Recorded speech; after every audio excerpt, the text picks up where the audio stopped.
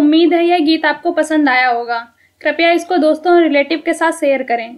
अगर आपको किसी भजन पर प्रस्तुति चाहिए तो कमेंट करें, हम आपके लिए इस चैनल पर उस भजन को प्रस्तुत करने का प्रयास करेंगे। अगर आपने हमारे YouTube चैनल को सब्सक्राइब नहीं किया है तो तुरंत सब्सक्राइब करें और बेल आइकन दबाना बिल्कुल ना भूलें। धन्यवाद।